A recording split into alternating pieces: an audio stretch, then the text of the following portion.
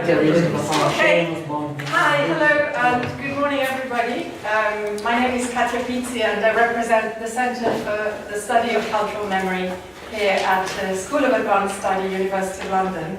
I'm extremely happy and delighted today to be introducing this event, and I'm very grateful to Marcus, who has been a wonderful visiting fellow to the Centre this past year, for organising such an insightful and original event that looks at cultural memory through the prism of the Irish language. And I believe the Irish language and cultural memory as a sort of coupling, as a pair, have never been studied before and explored before. So I'm very grateful to Marcus for kicking off this debate today, and hopefully will generate more interest and maybe publications, and there's more to come, so more research to be done in this area. Just very briefly, the centre I represent, we're quite small, but we're very active, and we always welcome visiting fellows and visiting speakers from all over the world. And so if you're interested in applying for a visiting fellowship to the centre, apply now, because we've just opened the new cycle of registrations for visiting fellowships. So you can apply until the end of April. I think the end of April is the deadline. And you can have then a base, if you become a fellow here, you can have a base in the centre, take part in our activities, organise or help organise or speak at other activities. And also, there's a book series, so there's access to publications in the dedicated field of cultural memory, so there's many ways that you can be involved with the centre. The next big event that the centre is holding is a big international conference at the end of March. The title is Memories of the Future. We have 200 speakers coming from all over the world. Hopefully they won't boycott Senate House for that. It's going to be really stimulating event, so you're very welcome to attend that if that's your interest. We also have a conference in July entitled The Taste of War, or A Taste of War, about food and memory. So trying to look at different approaches to cultural memory and memory studies.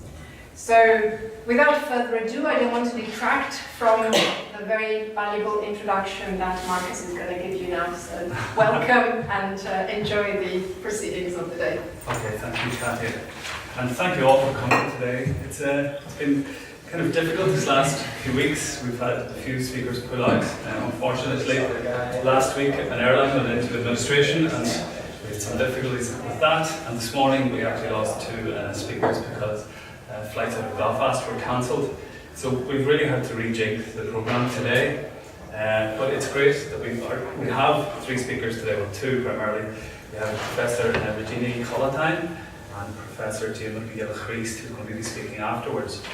Now, Professor Collatine here is the head of UCD School of Irish, Celtic Studies and Folklore, and head of Irish Studies itself. Her main areas of research are Irish language media and the revival period, examining the evolution of the public sphere of the media from Gutenberg to Bullock and Tullahur, and on to the present day print, broadcast and online forums. So today she's going to be speaking on the theme of Dead or Alive, Revival and the New Irish Language Space. Okay, and so I'm just getting my breath here. I was one of those who was caught a little bit in the firing line this morning of delayed flights, and we were an hour sitting on Dublin runway, but Ryanair specials, they always managed to get us on the road. So we got here at just with a little bit of time to spare, so I'm absolutely delighted to be here, and thank you very much for the invitation to speak at this.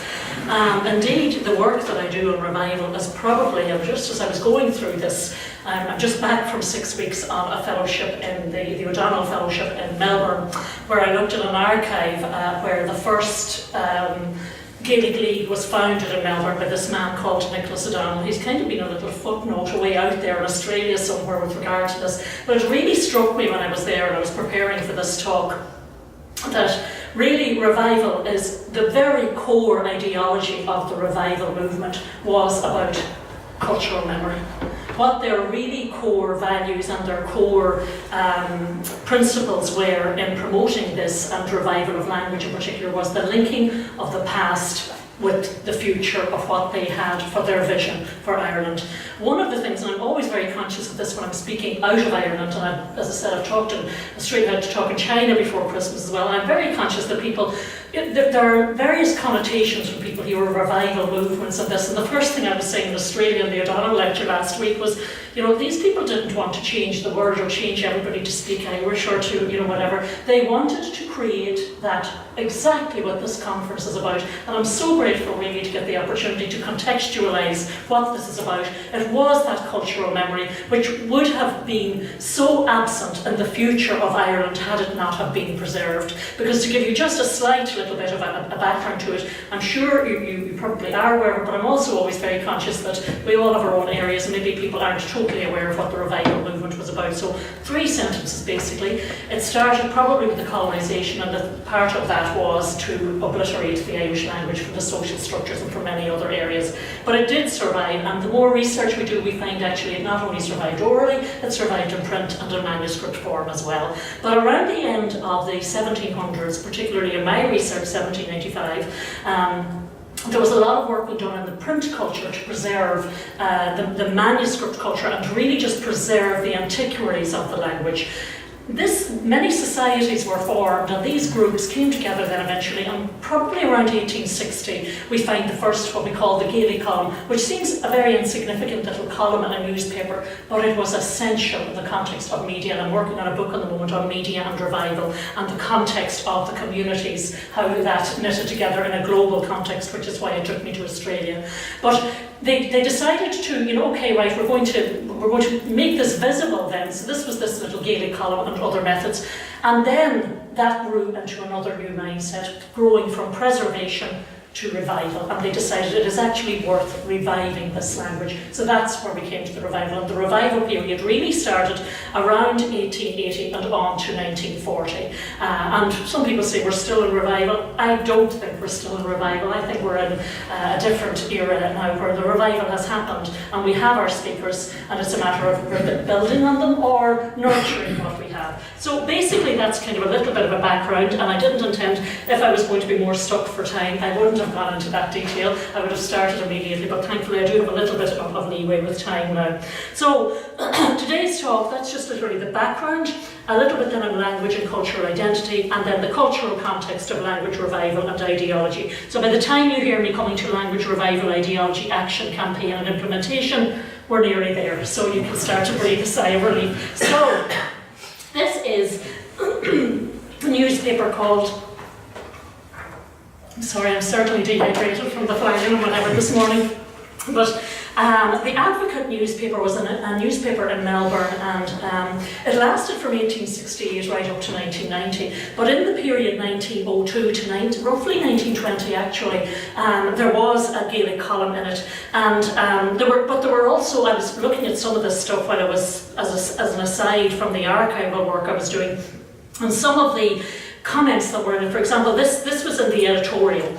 They also put in another few things. If I'm looking for Irish in a newspaper, in the global context, I usually look for a Gaelic column, but I always have to get the hard copies. The digital copy won't do because there's always these little snippets. So this is: the sentiment Ireland a nation finds an echo in the hearts of the sea-divided Gael. And that was one of the things that, there's more than the cultural memory in the context of the island of Ireland. It was this thing of connecting people all over the world who had left their homes and left their homeland for very, very many various reasons. And actually in Australia it wasn't necessarily the famine, because the famine is one of the main sources of emigration, but they've always kind of disregarded the famine as a source of that. But the research now is actually showing that the people who came over, for example, the Earl Grey scheme, that the orphans who came over from Belfast and that in 1853, they were actually a result. That was a result of the famine and being orphaned. So the sentiment Ireland a nation finds an echo in the hearts of the sea-divided Gael. In the cradle land of this race, the Gaelic League is helping to make this sentiment a living reality. The League created a new life in Ireland and has taught the people that one of the attributes of nationality is a distinctive tongue. The revival of the Gaelic language is one of the most hopeful signs of the times, and although Ireland is losing her population, if the government honestly carries out its promise to govern Ireland according to Irish ideas and to introduce measures that will eventually concede to the Irish people the right to make laws for themselves, immigration will cease and the people will find that they can live as comfortably in Ireland as they can in any other country in the world, which was actually bringing them back to the heart of where they were. This is one of the most prominent references to the Irish language revival in the Advocate in Melbourne on March 16, 1907. This just happens to be the last place I was researching this stuff, so there are many, many articles like this around the world in the context of Irish language and culture. It is the first mention of the Irish revival in an editorial of this period since the founding of the Gaelic League in 1902 in Australia. This piece basically touches on the three most important elements of what I identify as the core principles of revival in a global context, and what Charlotte Brooke, Mary Butler, Patrick Deneen, Agnes Farley, Mary Hayden, Douglas Hyde, Owen MacNeill, Ona Growney, Pat O'Leary, Patrick Pearse, these are all leaders of the revival, coined in their very prolific and intellectual writings leading up to and during the revival period. I deliberately list these in light of women's footnote in the revival. We always note Pearse, Hyde, MacNeill. Very rarely are these women noticed, and I'm actually doing work at the moment on the women in the Glens of Antrim, which were a group of women, probably from the Protestant ascendancy, who have in some ways been written out of the story of the revival. So that's what my current research is about, and in the context of media and revival then, to make this an all-inclusive story, which includes all parts of the world and all parts, because I literally had this ready to go to print, and I just said, no, I have to do these other pieces, so I have a few countries to do yet, but that's it. So that's why I'm putting them in. If we accept a language as a footnote also in cultural memory, which I hope to explore today, it allocates the intellectual space the revival contributed to the formation of the Irish state in literary and socio-political contexts, the importance of a footnote in cultural memory and identity, and that's not good. This list includes the male and female leaders of the Gaelic revival, and I probably now understand more fully that the revival relied heavily on communities of communication, which were dependent on a global network, and greatly enhanced its success and continuation. Its aim, as I said, was never to convert millions of the world's population to speak Irish and love Ireland, as we can see from the aims of the Gaelic League. And they're just the first two there, you could just about probably read them: the preservation of Irish as the national tongue and the extension, not the revival, the actual extension of its usage. And the second one was the study and publication of existing Gaelic literature and the cultivation of a modern literature in Irish. So basically two very straightforward aims, and they were apolitical. However, it did manage to achieve an Irish reading public, extend the use of the language and create a literature which is at the core of every esteemed language. Ireland being one of the oldest languages in Europe, apart from Greek and Greek and Roman, fits very comfortably in this category.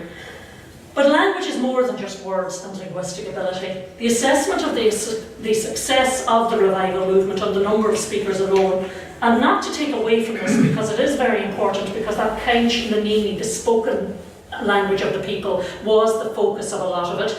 But without that there is no language. But to do that only disregards the core principles and visions of this movement in its totality and what it achieved. Without this, for example, and I'll give you a quote on this later on, I would be studying Irish or discussing Irish today as a classical language in the School of Classics in UCD, instead of having a fully acknowledged chair in School of Irish, Celtic Studies and Folklore, and in many other universities in Ireland, and new chairs being renewed actually in the UK of late.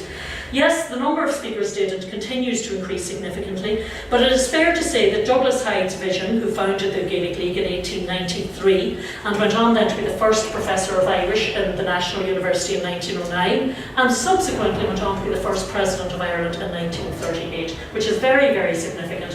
He realised a vision for Ireland which incorporated Irishness in the fullest sense as part of the new understandings of identity and culture. But the revival of the language was central to the realisation of that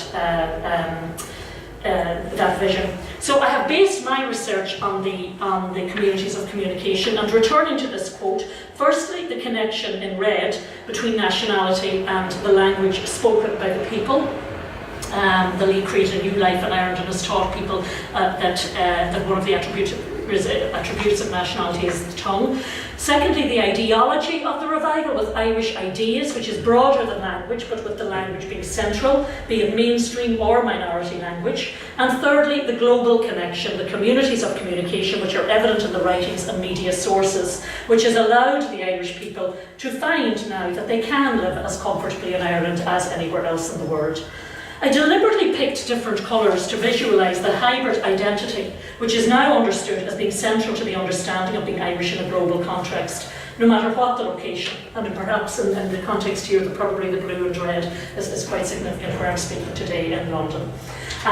Also, in the context of the Gaelic columns, the columns had a dual meaning in their context. It was usually hal is us, which means here and there, Amalia agus again, at home and away. The other one would have been, Sidon her is Sidon here in the Western world and in the Eastern world. So, and they were in the same column. So it was always that hybridity in the column. Yes, and then just a bit of the green maybe for Ireland all over the world, which is the link for today's talk on the Gaelic revival and the new Irish language space. So in the context of Gaelic revival in a global context, the communities initiated many conversations, and of course this is the buzzword in communication studies at the moment. It's not about debates, it's conversations. But about the revival is the revolution period, and indeed one of the topics for today, the Troubles in Northern Ireland. For the revivalists, I am more satisfied now than ever that it was a positive, enriching movement and ideology, which certainly did contribute to a revolution period, which is currently being commemorated, and the formation of the Irish state, and the conflict known as the Troubles, which also impacted on individual people all over the world, which may have been primarily the work of one or a few individuals, but who used media sources to form the community or network. For example, as I mentioned, Nicholas O'Donnell, the Lone Ranger in Melbourne, but were it not for him, there wouldn't be a community of Irish speakers there today who are very, very connected with Ireland. I met many of them at the Melbourne Gaelic when I was over in the 6 weeks, and it was just lovely to see that cultural importance being celebrated. So they continue to be part of that psyche. So language and cultural identity, it is important to examine this in a wider context than a language of Ireland alone, because its contemporary usage was rooted in a revival movement, not just the use of language in societal structures. It incorporated many different elements of identity, alongside an acknowledgement by prolific international scholars and by a body of intellectuals which reached far and wide. Now Douglas Hyde is here. Now there are some, you can just see the little pictures of them. These were actually pasted into O'Donnell's books when I was in the archive. They're not the usual pictures that we find in Hyde. Hyde is usually, I have one or two of the others, he's usually in his regalia of the National University as the first professor, or the very famous one of him being in Canada coming along with the Gaulishes. But these were very, just that these were very, just a little homely man kind of, and it was they were nice images, and he had these pasted into the books, and this was one of the books in that archive, but of course this is a book that we all know in 1899, and Hyde's A Literary History of Ireland. The dedication clearly acknowledges the cultural memory which was at the core of the Irish language revival, and this was 1899, 6 years after the foundation of the Gaelic League. So, to the members of the Gaelic League, and I'm not sure if you can actually see it there, I hope you can, the only body in Ireland which appears to realise the fact that Ireland has a past, has a history, has a literature, and the only body in Ireland which seeks to render the present a rational continuation of the past. I really think this captures cultural memory in a very, very real way. I dedicate this attempt to a review of that literature, which despite its present neglected position, they feel and know to be a true possession of national importance. Furthermore, then, it is understood that this ideology as a framework for Ireland in the 20th century was also endorsed internationally as a piece from the O'Donnell archive, which is fully embellished and enriched by the marginalia inserted by O'Donnell demonstrates. This was on page 606 in this particular book, and in it we can see in the marginalia he has said and recited, the Gaelic movement, and this was off in Australia at the time. But Hyde emphasises the importance of the antiquity of the language as a tool for rebuilding cultural memory, and although Nicholas O'Donnell never met Hyde or put a foot in Ireland, but did have Irish ancestry, He underlined the piece and inserted Gaelic movement, as you can see there. And as he said there are probably 150,000 households in Ireland at this moment where the parents speak Irish amongst themselves and the children answer them back in English. If a current of popular feeling can be roused amongst these, the great cause, and greater it will be, of the preservation of the oldest and most cultured vernacular in Europe, except Greek alone, is assured of success. And Irish literature, the production of which, though long dribbling in a narrow channel, has never actually ceased, may again, as it is even now promising to do, burst forth into life and vigour, and once more give that expression which in English seems impossible to the best thoughts and aspirations of the Gaelic race. So I'm currently, as I said, looking at a lot of this, and just to give you an idea of this man that I'm talking about as well, he just happened to be honest, he's a footnote in this, but I couldn't not acknowledge him after spending 6 weeks in the archive and the work that he did. So this is him, and that was the Advocate newspaper, just so that you can see what I'm talking about. And one of the things here as well is these are just a few little snippets from, for example, the Irish tongue in Ireland. There is on your right-hand side. I'm not going to bother reading them because they're just a little bit more of what I've said. You can be reading them while we're going along.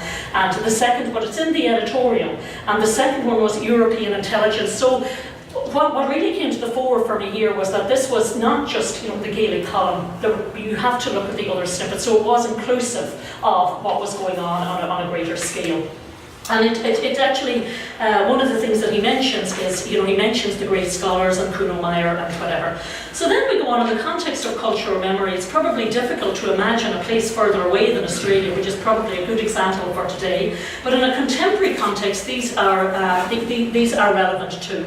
Now, I also, when I was there, I was asking, well, why learn Irish? Now, normally if I ask this question, I go back to Pearse, go back to the intellectual future of the Gael, all our revivalist ideology and whatever, and there'll be a little bit more of that later on. But when I was there, I said I wanted to look at something contemporary and see, why would people bother learning Irish in Australia? What was the point?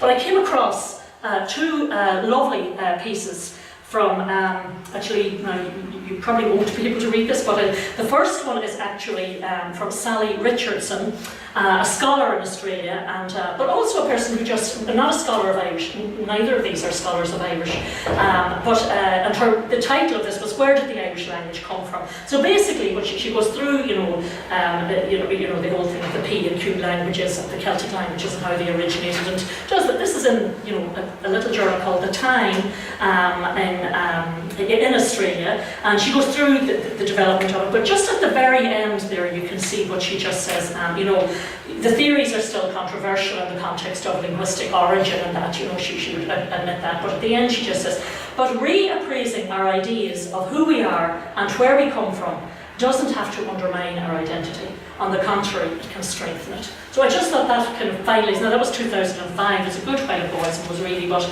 the second person who I have here, actually I found out afterwards, Ron McCoy. Ron is actually a doctor in Melbourne, and he was working on this. And again, literally, he asked the question for me in this article. I came across it when I was going through the more recent journals over there. And why do you learn Gaelic?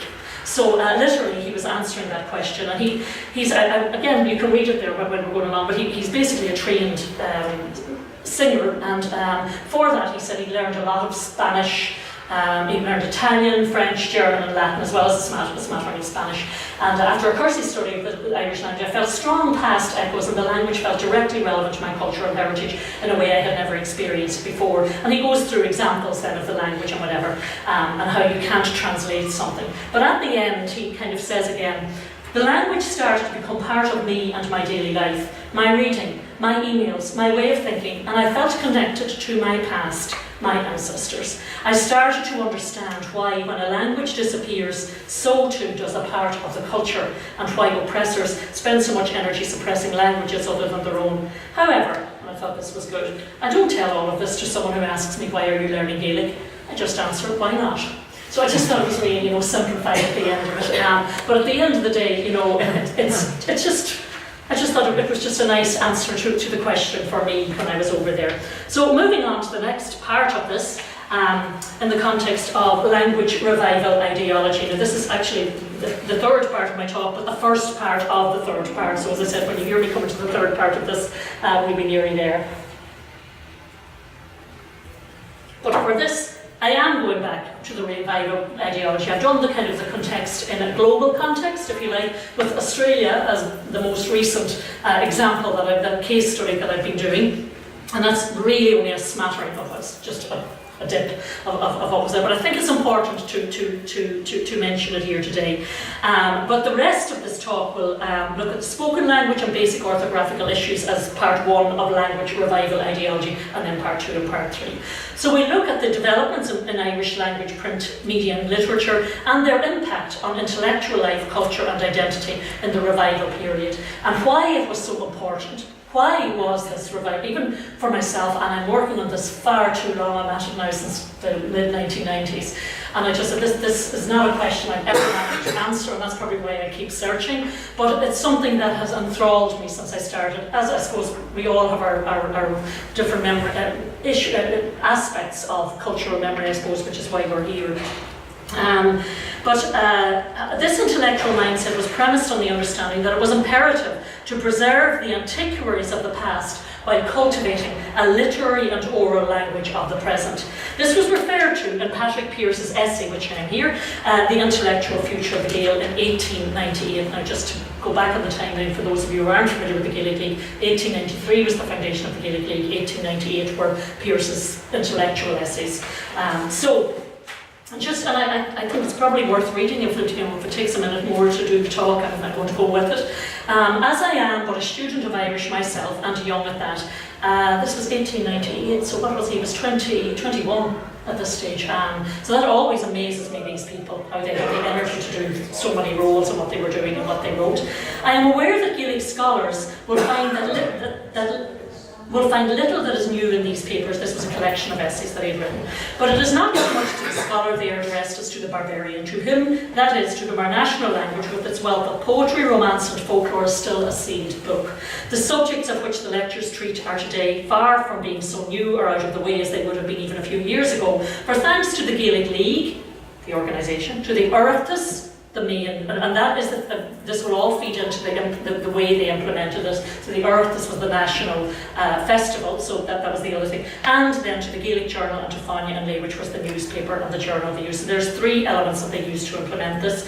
Irishmen are beginning to realise that they possess a language of their own, which for antiquity may be with the languages of Homer and Virgil, and for youthful vigour and literary capabilities with the languages of Dante, Shakespeare and Watt. So, I mean, he's bringing the past right up to the future in that. To date, the Irish language revival has been assessed primarily on the success of the living spoken language, but as I said before, it disregards the prolific writings and debate of the period as a core element of the society which was formed post-revival.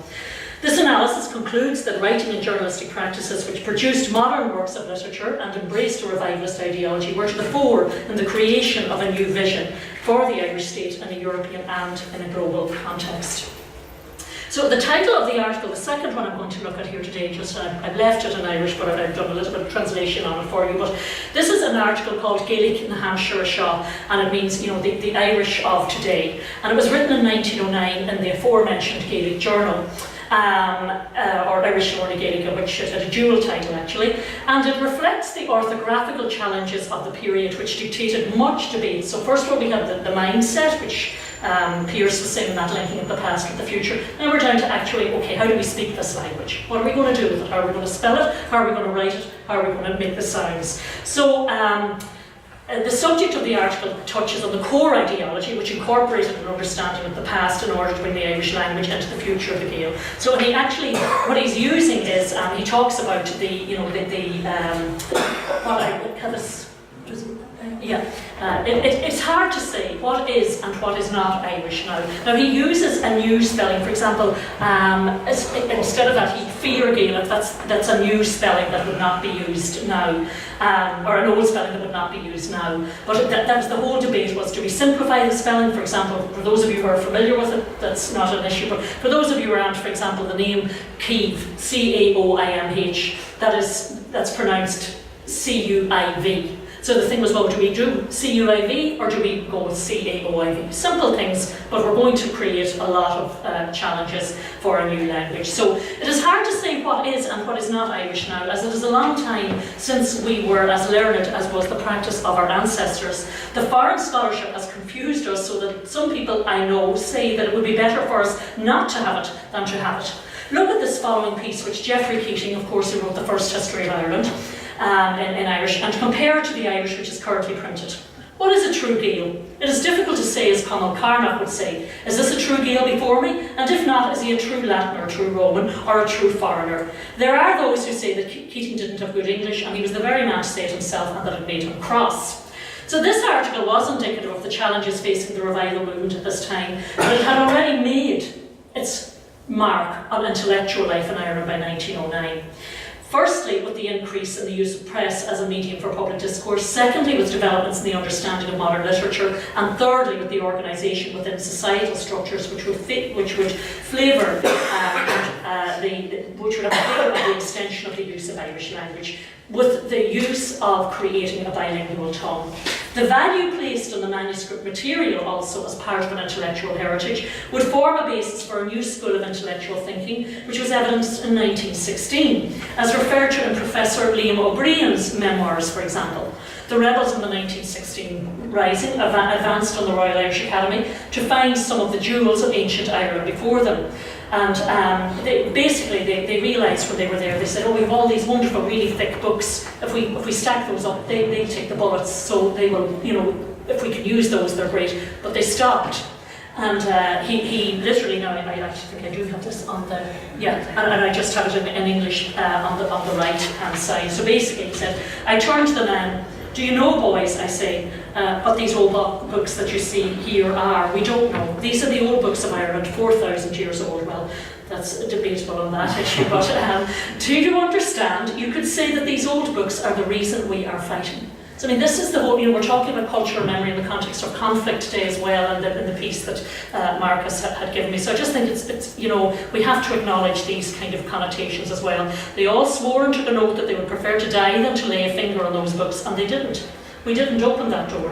When the English soldiers came sniffing the following week, they saw that we hadn't been in there, and they didn't bother opening the door. The Irish School of Advanced Studies lost nothing because of Easter week. So that is really probably preserving the past at its maximum.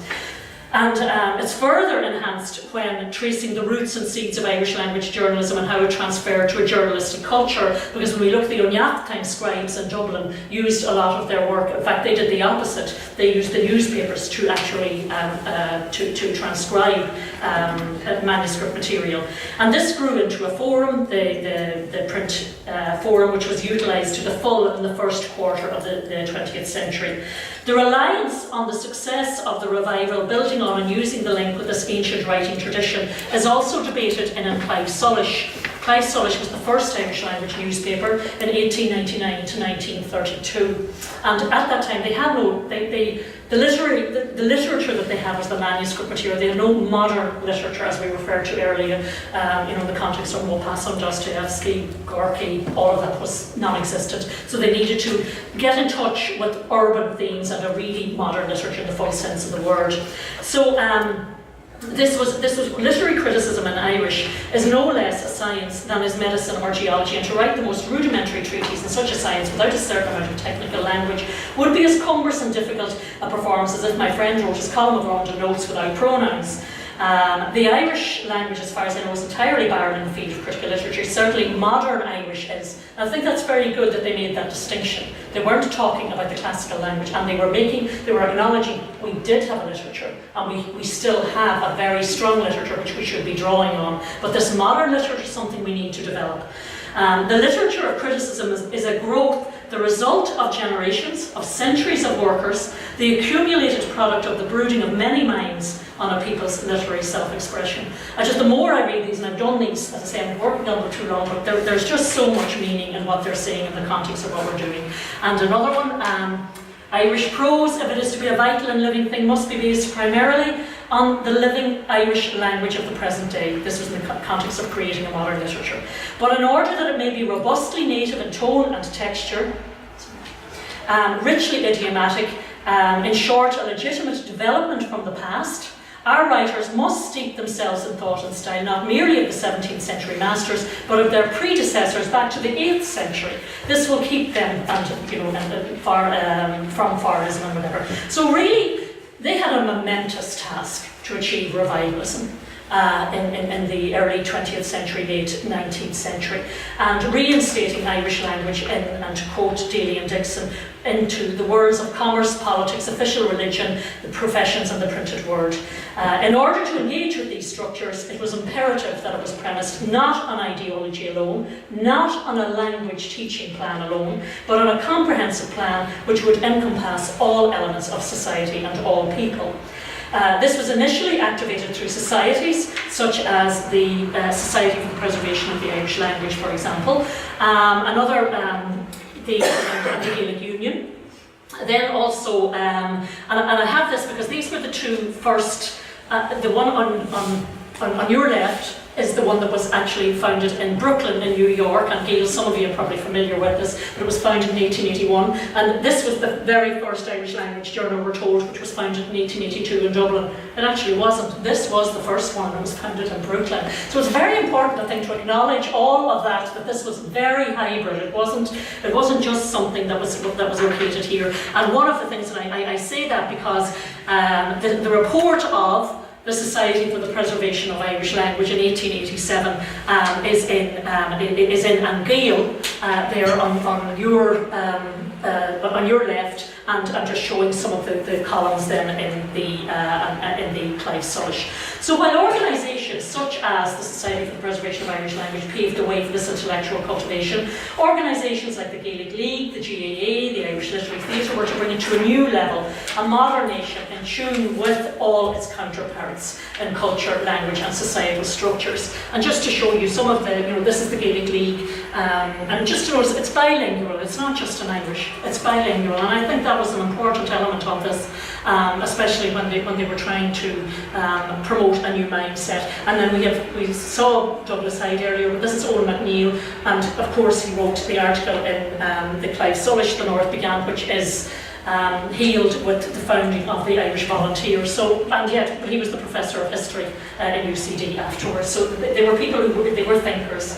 And so it's important actually to note the role of the periodicals, and just a little bit there on the periodicals is very important, and this is contemporary work that has been done by Malcolm Bellin on the periodical culture, the close consideration of periodical production, and that's why I'm saying it was so important that they engaged with a new journal, be it in the States, in Ireland, a new newspaper. They had to engage with this forum in order to be able to get their message across and to reach and to form a community. And close consideration of periodical production in the life of a new nation highlights the relations between literary form and social change. For the reader, taking a periodical is often a conscious act of affiliation, a decision about cultural placement or aspiration. Periodicals circulate, they are vehicles for sharing ideas and artistic expression, providing space, and that's why I have that in my title, for creative interchange. So that is, to me, the new Irish language space, and that's why I put that dead or alive in my case, because it's probably coming from the old and into the new.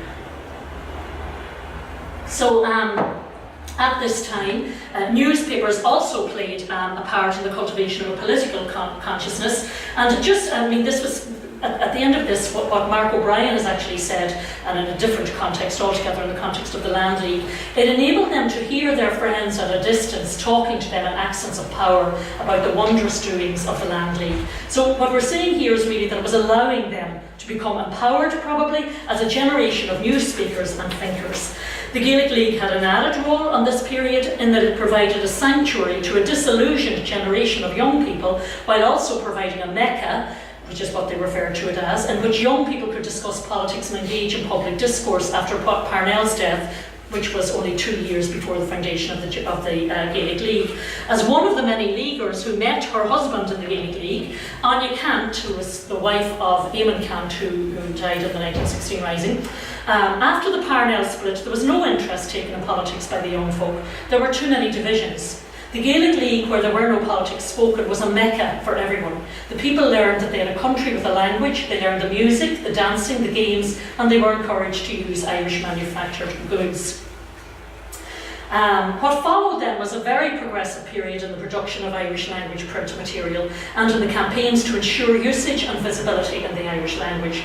The revivalist approach attempted basically to preserve and revitalise the impoverished spoken language of the West, to reinstate the language in an urban context, and to preserve the antiquaries of the language, especially the manuscripts. In the context of the communications revolution, which was the beginning of the 20th century, the fostering and the practice of using Irish language in a national and international journalistic context was laying a foundation by creating a discourse on issues which could possibly never have otherwise reached the public domain of English language discourse. At the turn of the 20th century, the communicative approach was to the fore.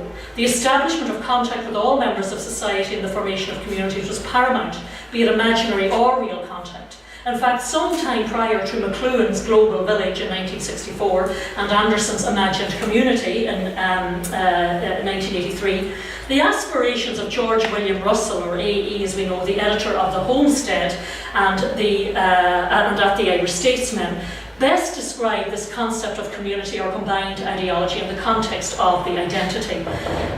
Robert Davis tells us that he aimed to define aimed to define the nation as an imagination common to millions of people. He wanted to, quote, create a popular culture that would replace the rifle of revolutionary days with the books and the arts. So that was quite, a big aspiration at the time, and therein, I think, lies the core of revival ideology and what I've done. So the second part of this, texts, language revival ideology, texts and the new space of the public sphere of the media. This is a brief overview of the methods used, and it helps in reviewing language register, usage and competency. The focus on the visibility of the language using literary texts, campaigns, educational policies, political influence was instrumental in the acceptance of Irish as a second language in the establishment of a permanent public sphere. And another aspect of this was the recognition of the need for textual learning while combining this with, quote, a willingness to learn from abroad and to innovate, as reinforced by O'Grownie's role in the revival, Owen O'Grownie. And this is in the Irish University Review, and he's talking there about how it's Douglas Hyde, that's the kind of, it has become famous photo of him with his galoshes. He was on a visiting professorship in 1891 in New Brunswick in Canada, and this is one of the pictures. But it was when he was coming back from that professorship, he gave his talk in New York in 1892, and that reached the newspapers, and that was printed, and that set a ball rolling. It's always we always kind of associate his big speech, the necessity for the de-Anglicization of Ireland, which sounds, really bad, but actually what he was saying was, if you're going to be real about this, stop copying everybody else. Take a little bit of pride in what you have yourself and try and get in touch with that rather than giving out about other things. So it's not surprising, therefore, that the messages from Hyde's initial speeches in New York gained significant following, crossing geographical borders, almost 100 years on from the foundation of Bullock and Tuller in 1795, which is the first Irish language journal founded in Belfast.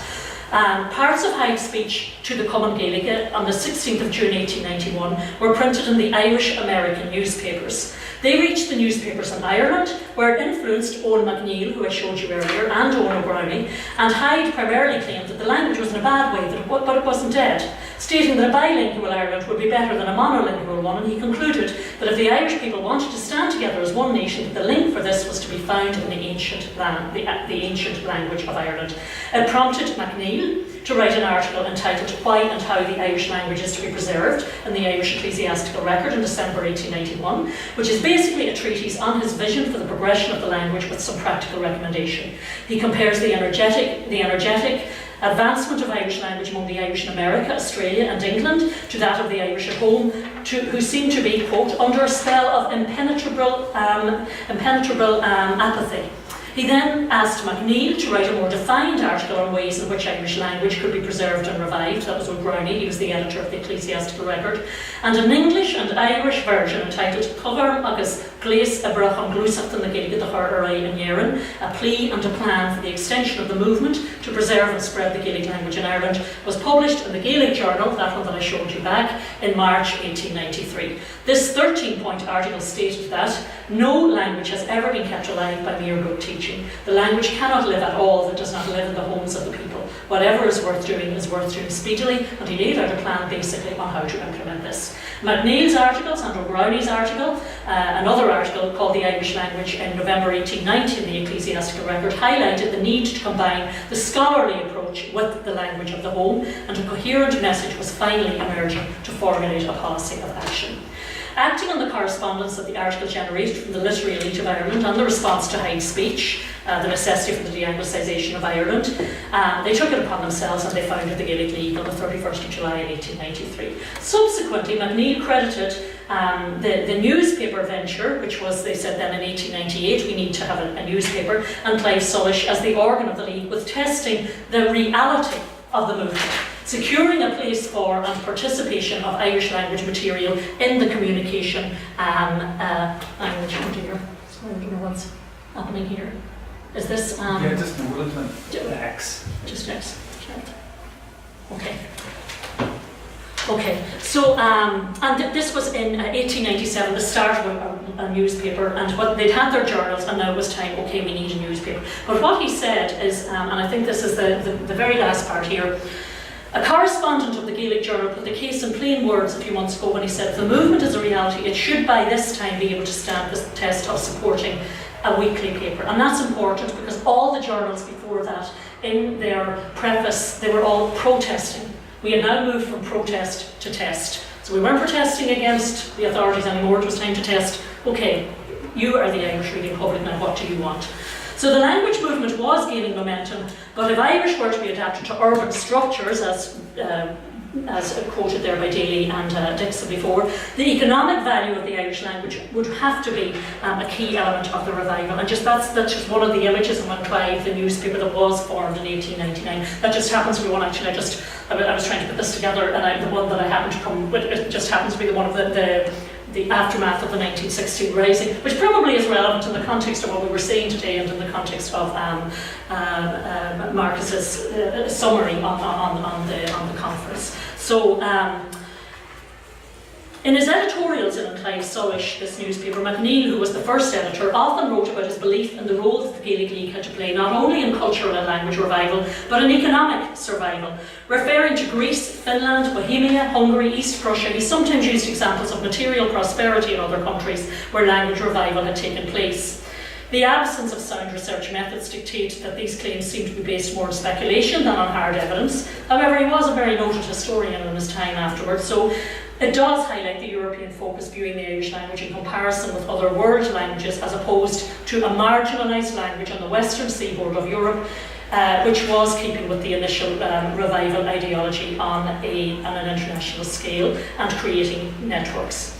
The focus in the first quarter of the 20th century would be on the spoken language of the people, or Caint na Nini. This would serve as the basis for all related revival activities over the next 40 years or so. This approach, which embraced the use of the living language in the journalistic forum for intellectual debate as the new reality, was in stark contrast, as I said, from the 19th century Irish language periodicals, which fostered a scholarly and cultural approach, emphasising a preservation of the language as opposed to fostering language usage. This novel approach is acknowledged by Hind in his memoirs.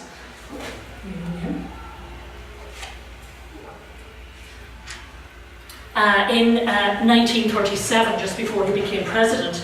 That gospel was a new gospel, I think, in a gospel, not literally.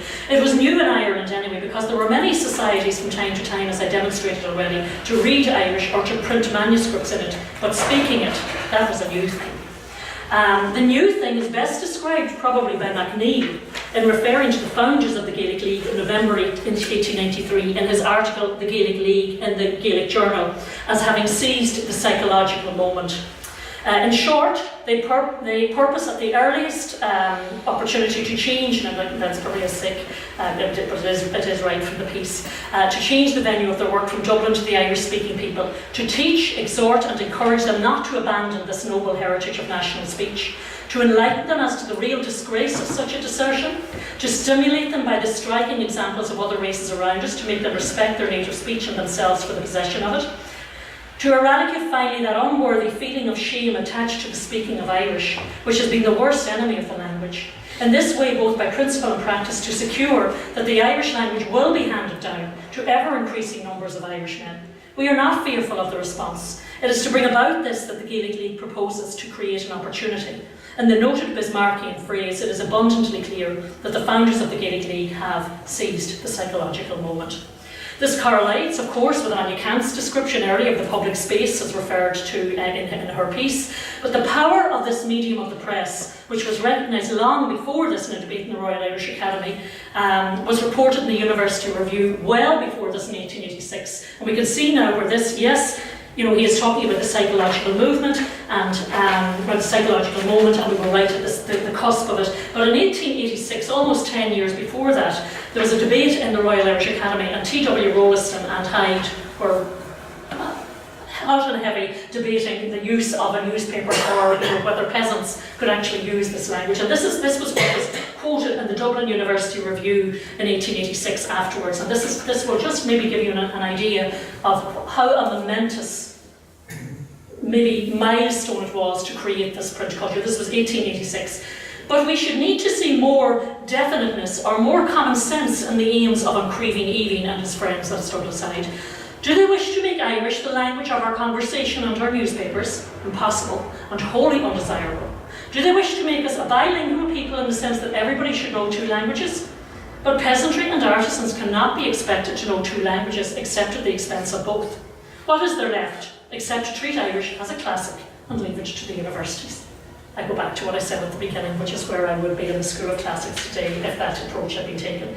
And we are finally into language revival, ideology, action, campaign and implementation. So we're just near the end now.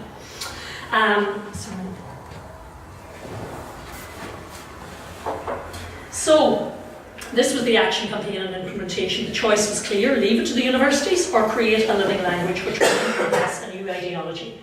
Rolleston's statement is very insightful in the concept of keeping Irish out of our conversation and our newspapers, thereby ensuring that it remained an antiquated emblem from a bygone era.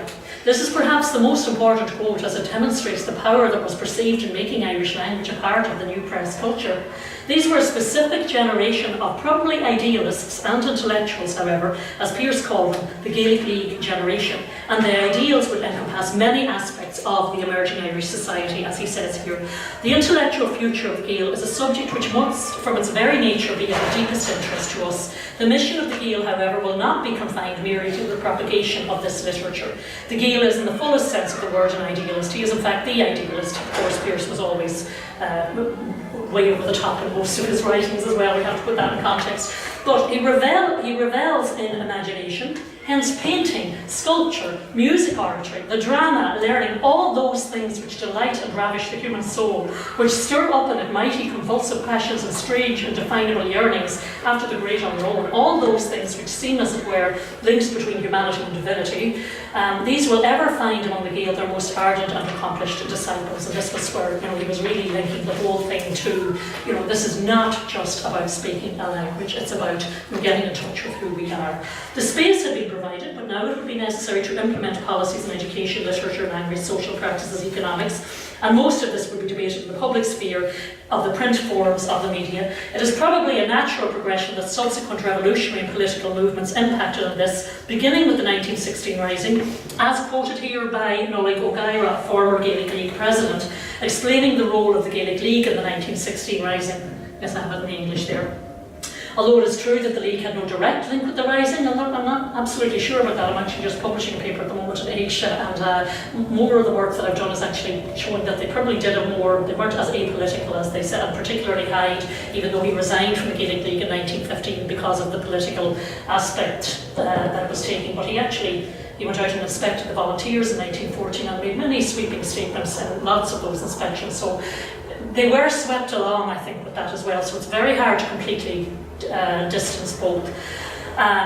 But it is obvious that it was the League's vision that inspired many of the followers of the revolution. Not only did they describe it, and that's important, I'll get back to this in a minute, not only did they describe and outline the kind of Ireland that should be formed in the context of scholarship and culture, they trained the new generation of the 20th century on how to set it up, even if the greatest empire in the world was still in control.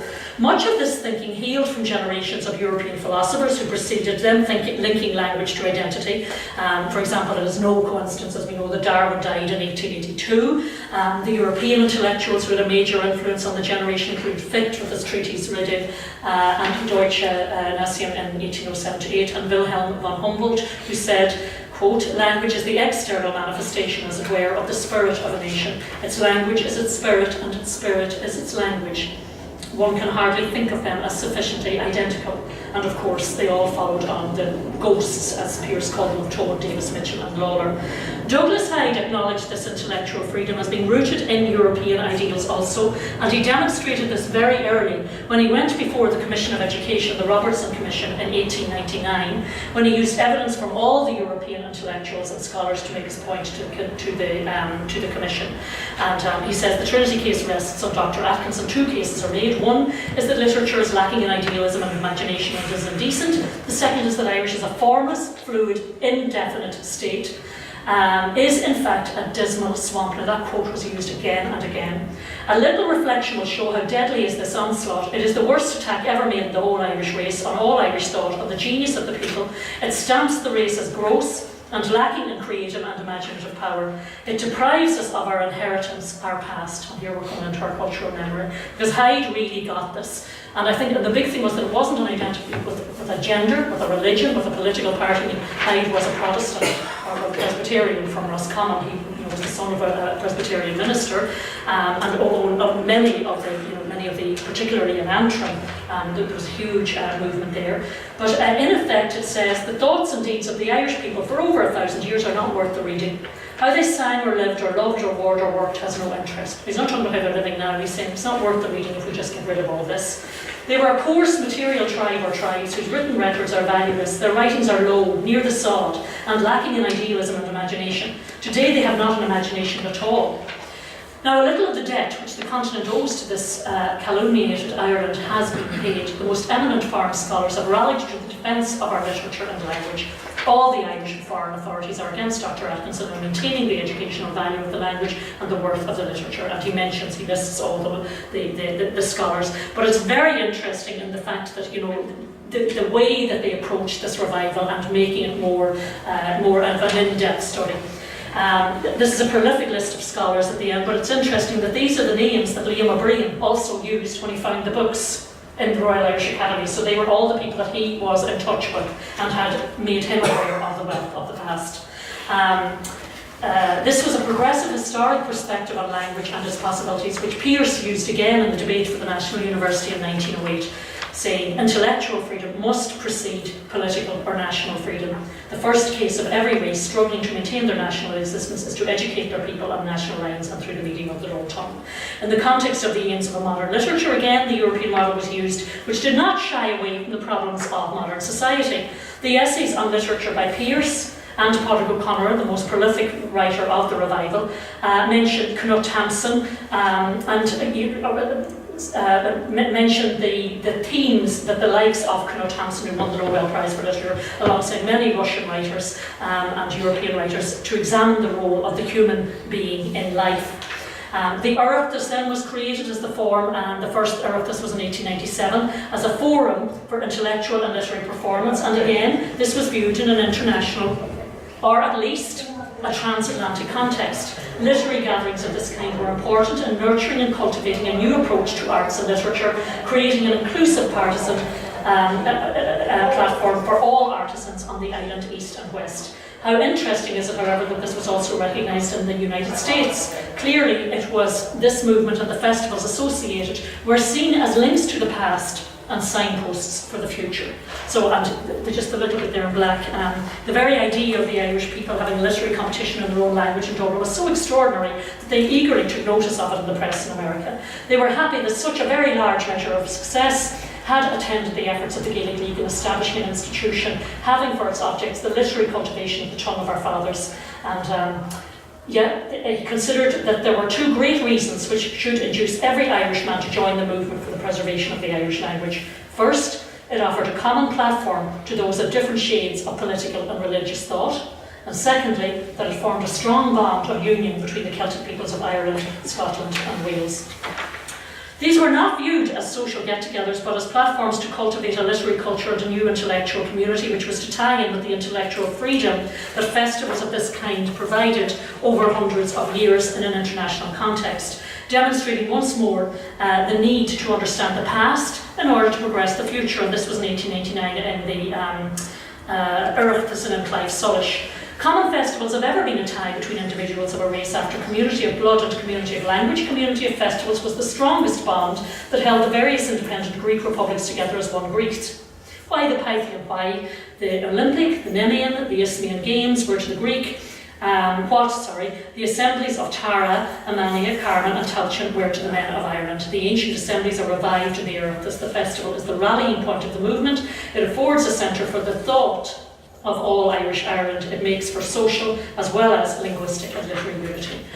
So in order to complete this implementation, many other campaigns, street names, place names, names on cards, addresses on letters, banks, Irish would have to be now recognised as part of the cultural space of the public sphere, not just as a spoken peasant language or a classical subject in the universities.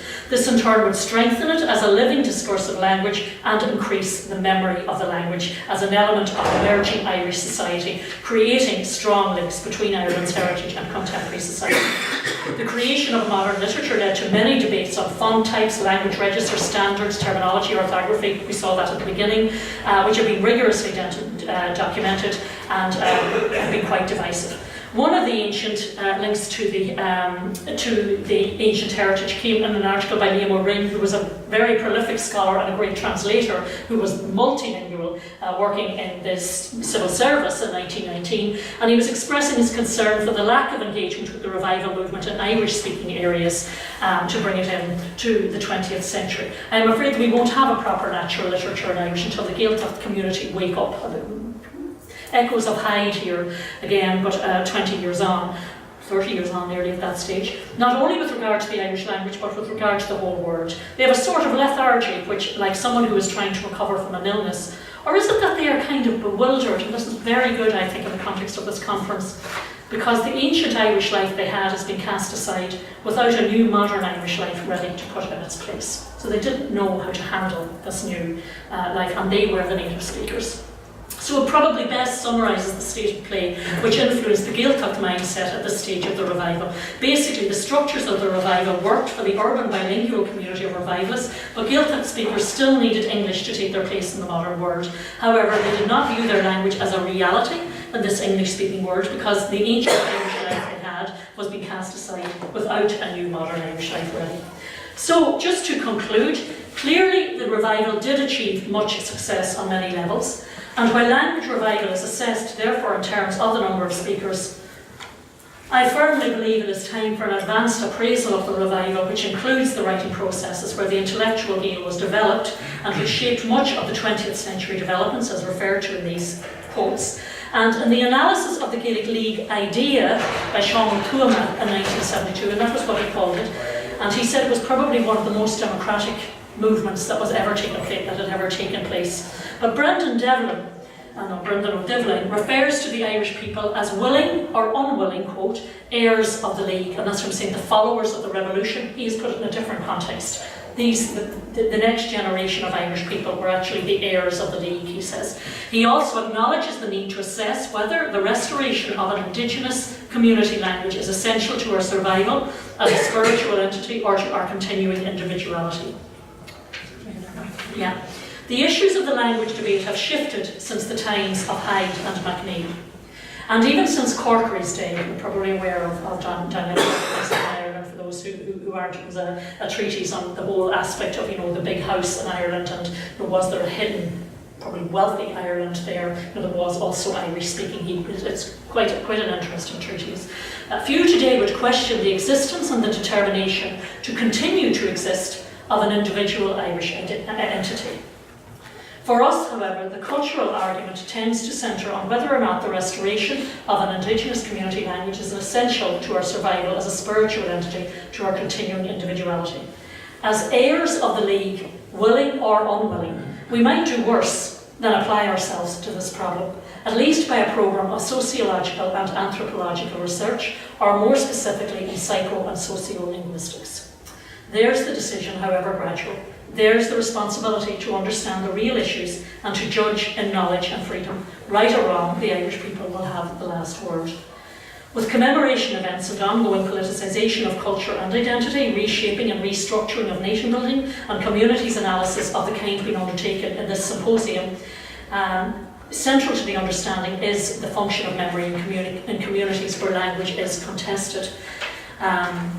It is important, therefore, to take time to review and contemplate on this, which can enhance and enrich communities and global networks. And the approach used by the revivalists, as demonstrated very, very briefly here, needs to be acknowledged as part of the cultural memory which shaped a new Irish psyche, which was linked to the past, which I referred to in the preface of Irish Literary History at the start of this talk, but which also created a new space for Irish language as a valued part of being Irish in any part of the world, and in any era, troubled or peaceful, but with a continued hope for positive progression of thought, incorporating language into the meaning of state, identity, community and people.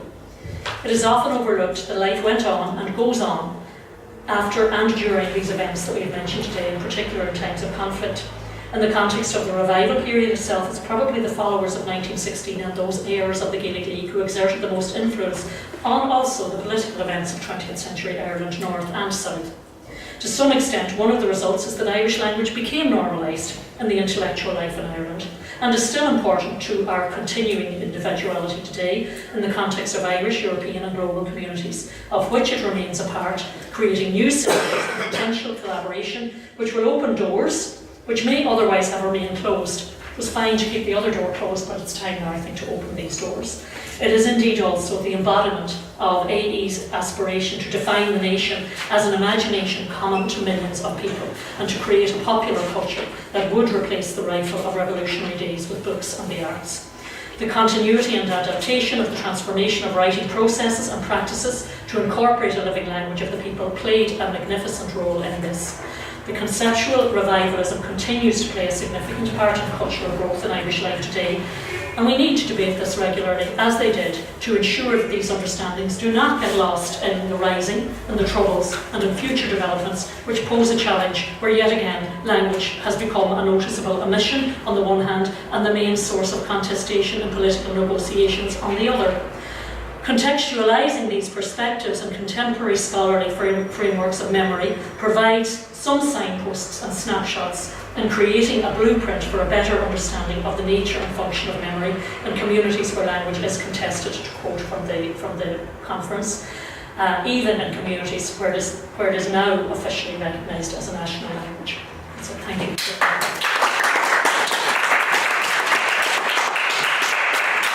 So our next speaker is Professor Diarmuid McGillicreast, who works in the School of Welsh at Cardiff University. He is an authority on linguistic minorities and language planning, but his research interests in other specific fields, such as the nature of the relationship between language and conflict, from a comparative European perspective, and also language in the city contexts. Okay, I'm very conscious that we're working our way towards the lunch break, so I'll try and keep you all motivated until that time. I've also got something around in the order of 15 to 16 PowerPoint slides to work through, so if you're concerned at timekeeping or something like that, you can keep an eye on the number of slides that are flowing past, and that'll give you an indication of how much longer you're going to have to sustain yourselves before you can have a sausage roll or something like that.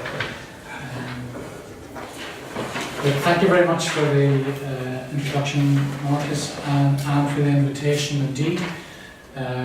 The description of me was fairly accurate, but I'd like to just add a little bit perhaps to the description as well, if I might. Since we're talking about memories and cultural memory in particular, I do have a sort of personal engagement with the topic that we're dealing with, as well as a more professional and scholarly engagement as well.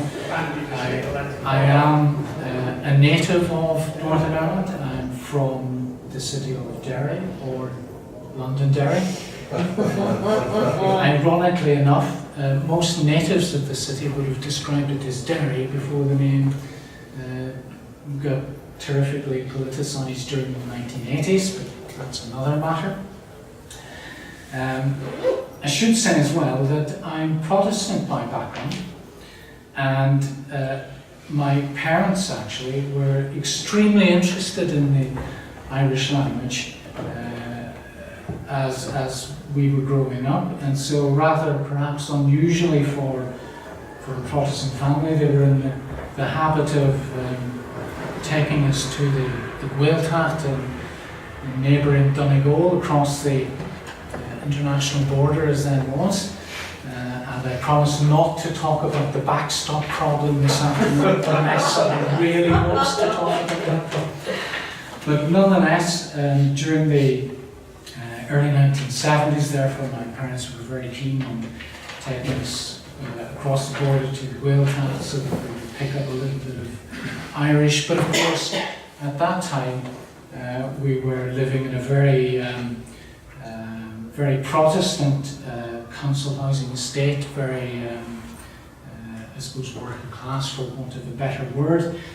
And as the Troubles, we've already referred to the Troubles, as the Troubles sort of began to kick off and build up something of a head of steam, the Irish language and visits to the Gaeltacht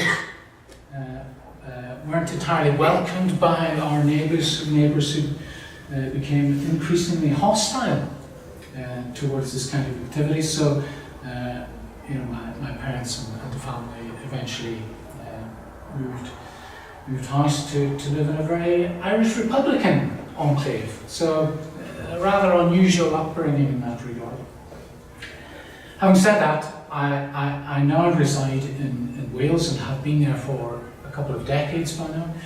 And Marcus rightly pointed out that I am a professor in the School of Welsh.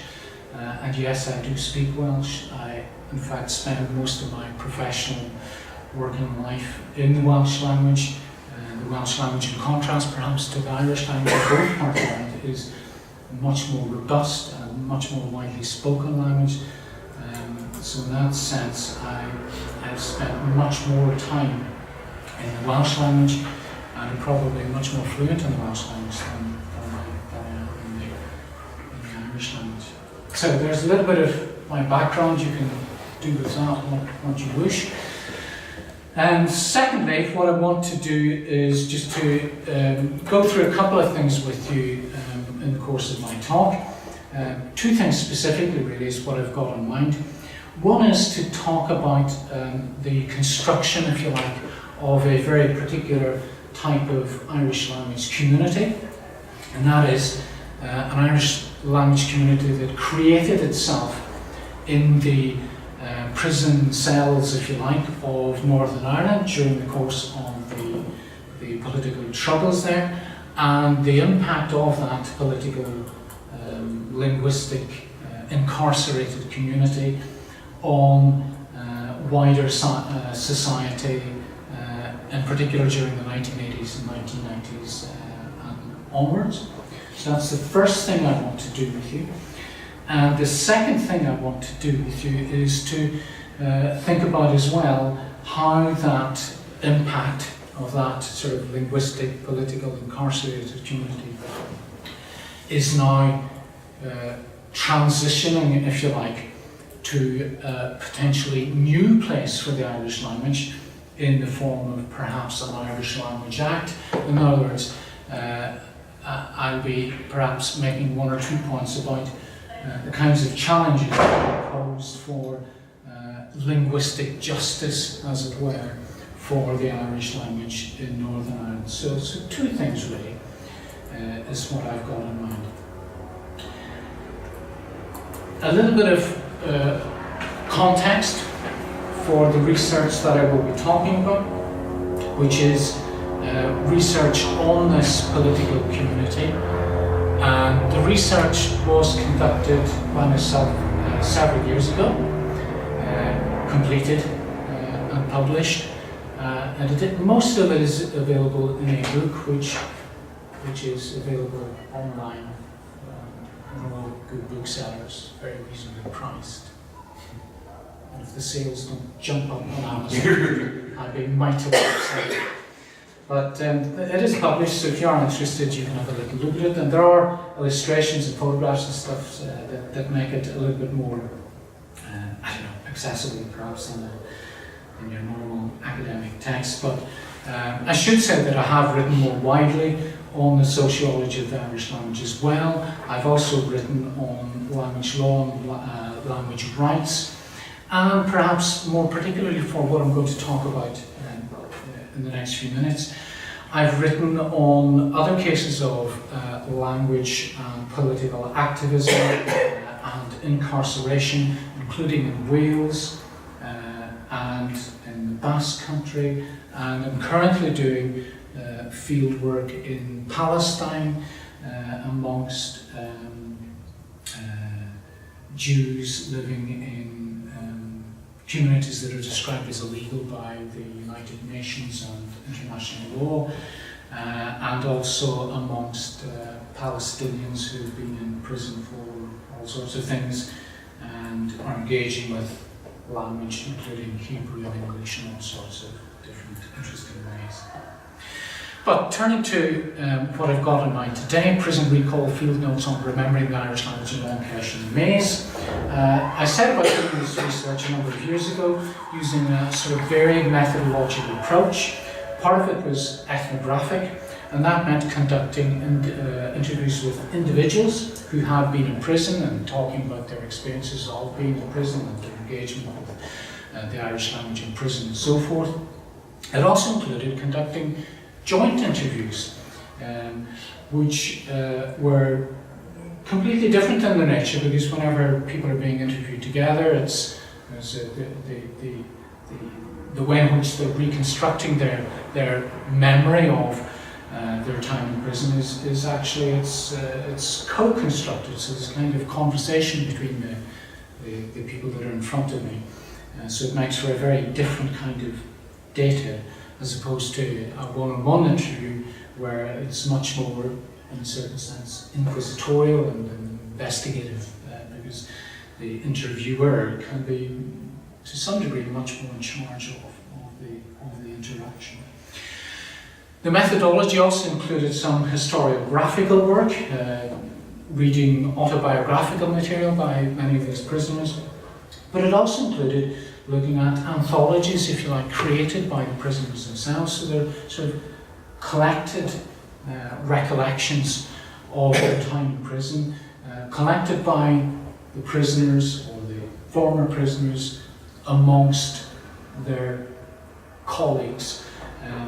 And so there's a kind of editorial process going on there as well, that's editorial in the sense that it's also co-constructed, because they have been a part of the prison community themselves. So it's not edited in the sense of it being professionally or academically edited. So it creates a very particular type of historical memory. Part of the methodological approach is also sociolinguistic. Because we're very interested in linguistic aspects of the prison recall.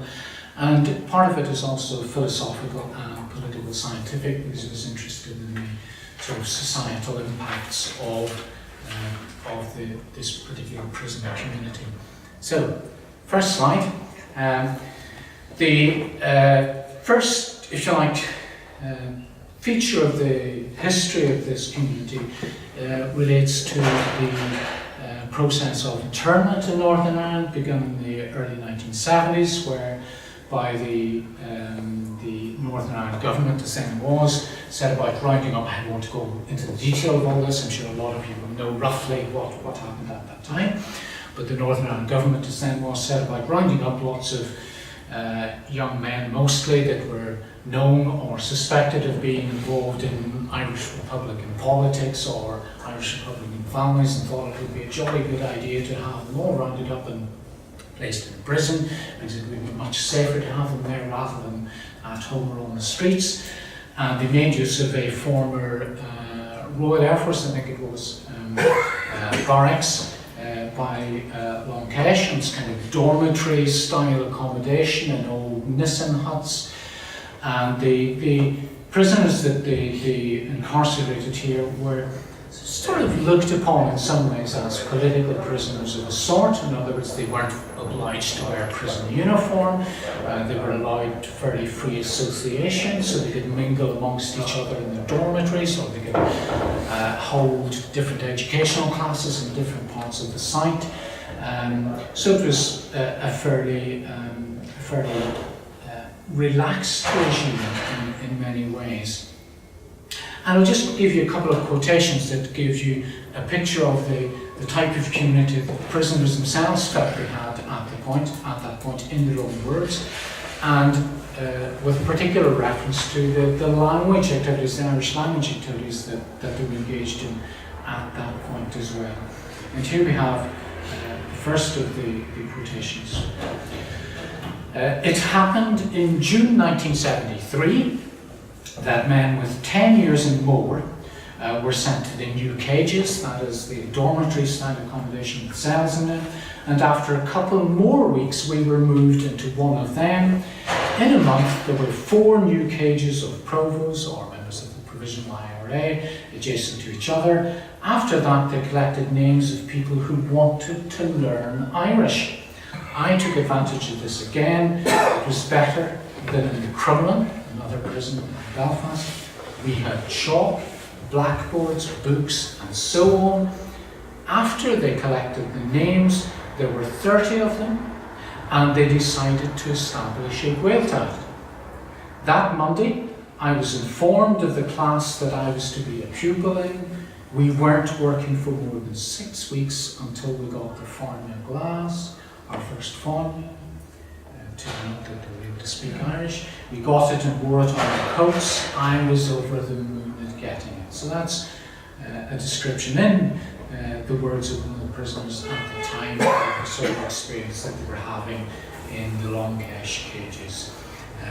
And this is actually, the next slide is a photograph of one of these Gaeltacht or Gaelic huts at the time, and we see somebody taking advantage of this to be, I don't know, late February, early March sunshine outside the prison hut.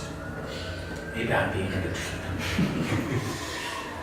There are other sources as well that give a slightly different kind of description of the experience. And here's another one from actually somebody, a former prisoner who's quite well known by now, Gerry Adams, once the president of Sinn Féin, leading light in the Irish Republican movement for many years. And this is what he has to say about his encounter with Irish language learning in the cages at that time. And I quote again, "On being kicked out of bed myself, at a much more respectable hour, I saw that your man was still up and that he was behaving exactly like the others." In other words, the other so-called early risers. Some prisoners got out of bed quite early. "I've started learning Irish," he explained, "and I study in the morning when it's quiet." And Gerry Adams is now thinking to himself, "He must think I'm a complete idiot. Learning Irish," he says. And Gerry Adams thinks to himself again, "He doesn't know Kajimmer Tato," which means, "How are you?" from Board Namona, which is singing the turf board. "Not that I've anything against the Irish," Gerry Adams says to himself in his autobiographical diary. "I'm learning it myself. Only it's very hard in here. It's difficult to find the time to do everything." Well, I suppose it is if you insist on lying in until about 12 o'clock in the afternoon. But yeah, so a very different kind of perspective on the type of Irish language community that is being brought into existence in the Longcash cages.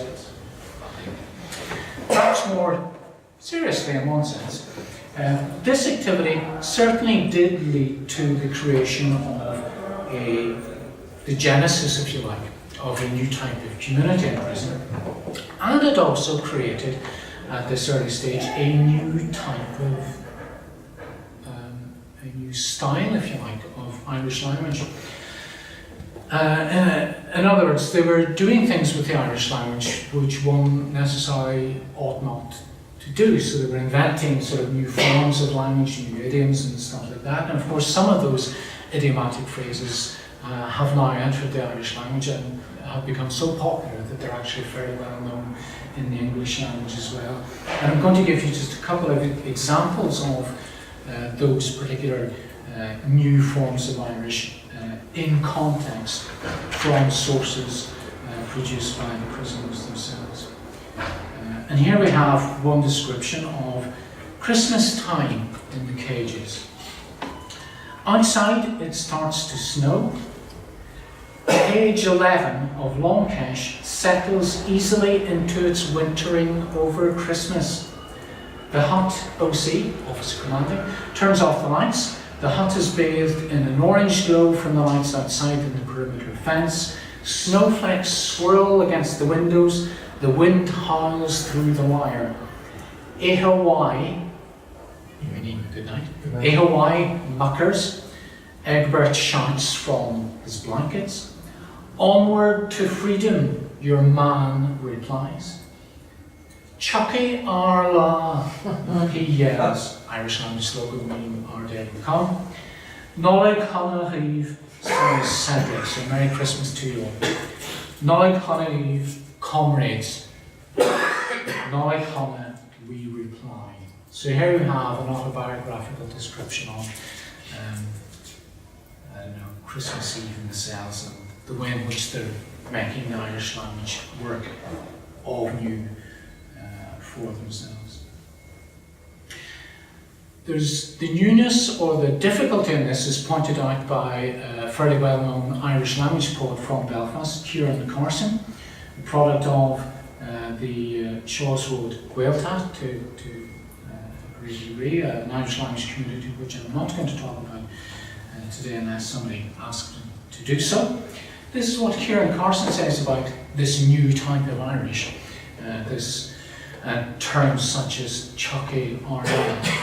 According to folklore, says Kieran Carson, Michael Stone, an infamous loyalist paramilitary, when challenged, gained entrance to the heavily stewarded cemetery, where he actually conducted one of the most infamous atrocities in the history of the Troubles in Northern Ireland, by uttering the Sinn Féin graffiti slogan, Chucky Arla, our day will come.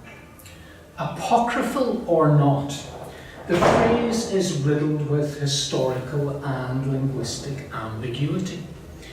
Strictly speaking, Kieran Carson says, Chucky Arla is bad Irish, based on an English subtext. In Irish, one cannot own a day, ownership being a hazy concept in that language, nor can a day have active volition.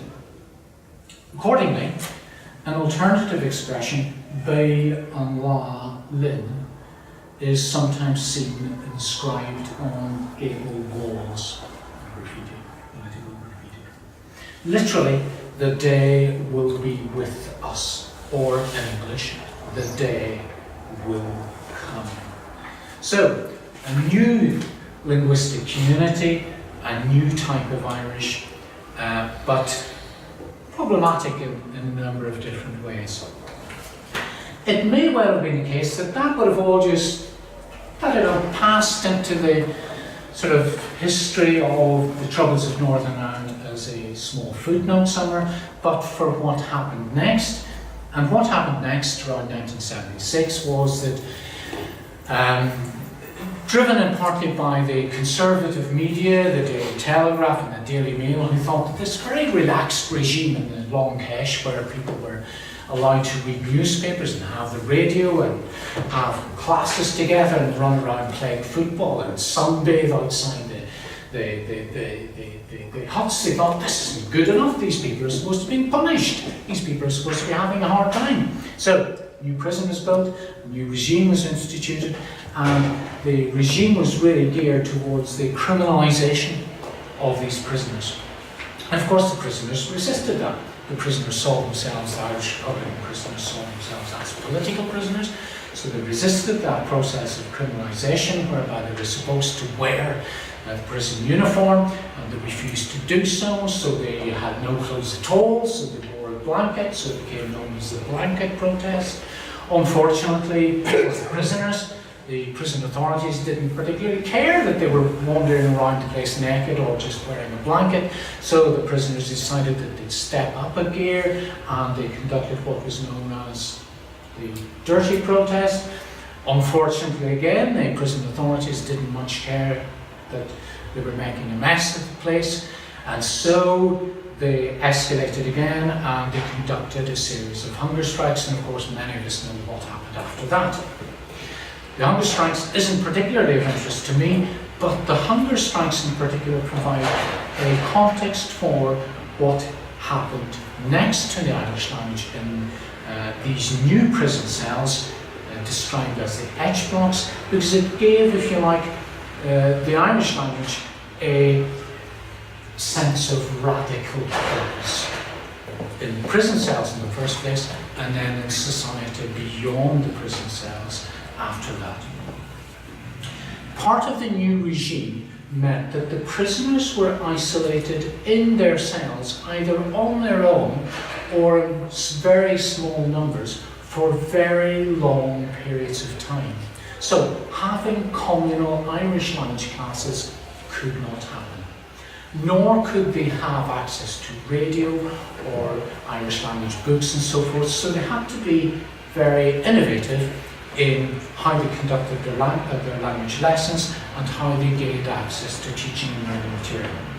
And again, in the words of the prisoners themselves, I have a quotation from how they saw this experience. The prisoners shouted to each other from cell to cell, passing information, learning Irish and so on. They sang and played quizzes to keep their spirits up. They had reckoned that it was going to be a short protest. Little did they know. Towards the end of 1978, forced washes and haircuts were being introduced. Brendan McFarlane, one of the prisoners, resisted and got a busted eye. As the men in the H blocks began to be moved from cell to cell, they were learning Irish from writing on the wall. So there's no paper to write lessons on, there were no books. For example, the past tense of an Irish verb might be on one wall, the future tense on another, and the present tense on another. Gaelic, they called it. In the beginning, they stretched out. Later on, they were written in. Nobody's going to be offended by the use of biological language.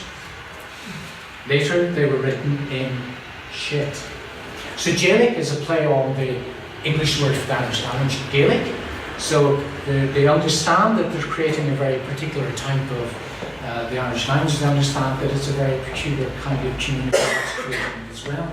Later on, they made use themselves of the term jail tat to describe their own particular community. And here we have, in a television, or an outtake from a television documentary conducted in part in the prison cells of the H blocks at that time. And if you look very closely at this screenshot I've taken from that, and the internet is a wonderful invention, you can find almost everything there. I mean literally almost everything and anything. If you look closely at this, you can see that they've accidentally captured on this a little blank space on the wall, which is one of those little spaces that prisoners would have kept clean for writing their Irish language material. And if you scroll ahead, here we have another outtake from another documentary, again accidentally capturing one of the prisoners in the process of writing their Irish language material on the walls. So the idea was that the prisoners were moved from cell to cell by prison authorities on a very regular basis. They would leave the Irish language material on the wall for whoever was going to be posted in the cell after them. So in that way, they would build up a corpus, if you like, of material that they could each use, by which they would all learn the Irish language. I should add, perhaps this isn't immediately obvious to you, but of course, almost all of these prisoners came from very working class, English-speaking backgrounds, so for them access to the Irish language wouldn't have necessarily been open to them through the normal education system. So for many of them, this would have been the first time that they properly come into contact with the Irish language. So, this community developed, and over time, it if you like, took roots within the prison system, even though the hunger strike itself failed politically in a number of ways, and morale of the prisoners, in their own words, dropped substantially after their own perception of the failure of the hunger strikes. The Irish language was used to sustain their morale over the longer period. And so Irish language lessons continued to the extent that they understood that they were a part of a community that was perhaps one of the more substantive products of that prison experience. And by the 1990s, the prison regime again had become more relaxed. And that meant that they were allowed visitors, they were allowed radio, they were allowed teaching and learning there. And sometimes visitors came to teach them creative writing classes, and on occasion they were quite interested in the Irish language activity that was going on there. One of those visitors was the Northern Irish poet Maeve McGuckia, and she actually wrote a poem about the Irish language community that the prisoners had established at that time. And the poem, I won't read it to you now because I probably won't have time and I'm thinking about lunch myself. But the poem is entitled Gaeltacht na Fhuisceoga, which means the Gaeltacht of the Lark, which is named after Bobby Sands. And Bobby Sands is understood by this prison community to be one of the driving forces of this particular Irish language community within the prison walls, even though by that stage Bobby Sands had been dead for a number of years. Okay, so that's the prison community in the Edgemarks. Now I just want to go to the next slide. Why isn't it letting me do that? To the left, I think the left. Got it. So,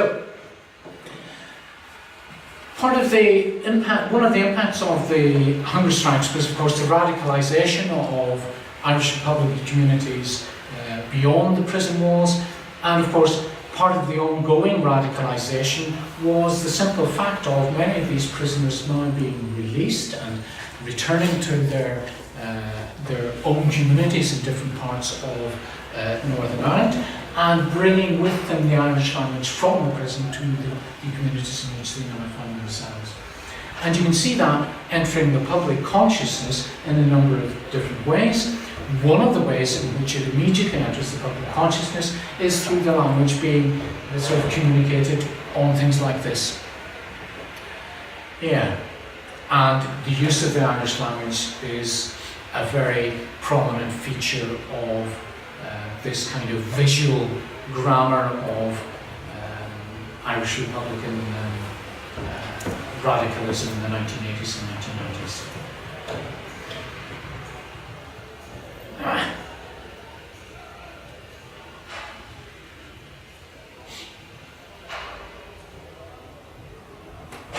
hate this. I've got a little mouse at home. Come on. Marcus, give me some help.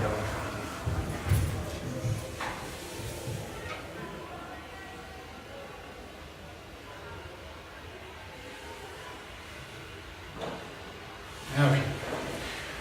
So, part of the radicalisation leads to a sort of very close relationship between how some people identify the Irish republicanism, nationalism of the politics of Sinn Féin and the Irish language itself. And here we have the perfect embodification of that in a number of different ways. It's graffito from Strabane in the western part of Northern Ireland, and it is that Irish language slogan devised by the Irish Republican prisoners themselves, Chucky Arla, worked into the form of a semi-automatic submachine gun. I think it's either an Armalite or an M50. I can't remember which one, an M17. I can't remember which one it is, but it's almost irrelevant which one it is. But there we have it, and it actually led to very fashionable at one stage little lapel badges that people could buy as well for a couple of pounds in the shape of this particular sort of graffito. And this language also enters the public discourse through things like poetry. And I'm going to read a verse from a poem by Gaelic McLaughlin, who is a native of West Belfast, and the title of the poem is Shoppadirach, which means shopping. And the verse says something like this. This is the English language version of the bilingual poem. But the world and his mother knew that it was too late for that. There was a bit of a confrontation in the Belfast city centre. Yes, yelled Mohara, fisting the air, Chucky, Arla, and off we went past the city hall where the Union Jack hung limp and forlorn, and we talked about music, hip-hop and freestyle, and we laughed as we did our shopping. So the point of this particular poem is that in some ways the Irish language had become a normal or usual part of the lives of some people in Northern Ireland, even though they're, if you like, to be situated within a very particular social and economic and perhaps even political community. But of course there are some problems with that as well, because there's another type of political community in Northern Ireland who were also interested in this kind of language that ties Irish to a particular type of politics. And this is a quotation from a member of one of the Unionist parties in Northern Ireland at around the same time Gaelic McLaughlin was writing his poem. And this is what he's got to say. A few years ago, I had the pleasure of attending the annual conference of the Irish National Teachers Organisation, which was held in Uri. During that event, which in those days would not normally have been attended by Unionist politicians, I had the good fortune to sit beside the President of the Union. He spoke fluent Irish in a most melodic and pleasant manner. However, for me, he highlighted the difference between the melodic intonation of the Gaeltacht and that harsh and staccato Gaeltacht variant that has been instilled into certain parts of the province being Northern Ireland. A former employee of this estate, that is Stormont, the seat of government in Northern Ireland, who was also a native speaker from the Republic, told me how he listened to the attempts of members of a previous assembly, in other words, members of Sinn Féin, who happened to be members of the Northern Ireland Assembly, to speak to him in Irish. Their pronunciation and structure were wrong, and their words were not those that a fluent Irish speaker would naturally use. So, problems. Okay, I'm going to try and get this thing to work. No. Hey, there we go. So, what do we make of that? Part of the challenge we have at this point, and we've reached the late 1990s, is that the political conflict had been sort of put in abeyance. There was a political process ongoing known as the peace process, and people even today still talk of the peace process. It feels like it's not so much a peace process as a peace process way of life by now, without any sort of sense of its own destination, but that's another matter. part of the difficulty that we have is this: in transitioning from a society into violence, where do we place such things as the Irish language, especially given the complicated relationship between the Irish language and certain forms of political activism in Northern Ireland. One thing that I'll refer to now is how the Irish Republicans themselves, amongst whom many of them were former prisoners, set about, if you like, memorialising the language community that was created in the cells of Long Kesh and the Edge Blocks. And here we have a very good example, that a piece of evidence that sort of illustrates this very well. And you can see up in the top right-hand corner, I should say as a whole that the Bureau is to do with the relationship that the political prisoners ought to have in this sort of political process. So it's saying all sorts of things about how valuable dialogue with political prisoners is and so forth, and that they ought to be freed and so forth. And what they're saying is part of their experience, historical experience in prison, was this thing up here in the top right-hand corner. Now you remember the screenshot I showed you of a television documentary filmed in the Edge Blocks during the early 1980s. Here they have this exact same outtake reconstructed for themselves, and you have the Irish Republican prisoner writing on the cell wall their Irish language lesson. And I'm going to try and I did that without any problem at all. And here we have in the close-up, you can just about see this person who's actually conjugating the Irish verb to be. So it's ta, way, ta, tu, ta, she. And so it's very, very detailed indeed. So we're talking about transitioning, therefore, from a situation where the language is understood to have a very particular relationship with a type of conflict, to a society in which conflict is supposed to be set aside. So, how to set it aside? One of the things that the Irish Republican movement does is this: they make new friends in other parts of the world.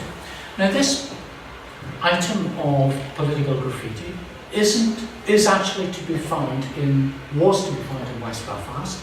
And you might ask yourself, why do we have a Basque language graffito in West Belfast? Because nobody in West Belfast speaks the Basque language as a first language. So the purpose of these political sort of monuments are to communicate something politically. If nobody understands it, why write it? Well, it says two different things. One thing it says is this: we have made new friends in new parts of the world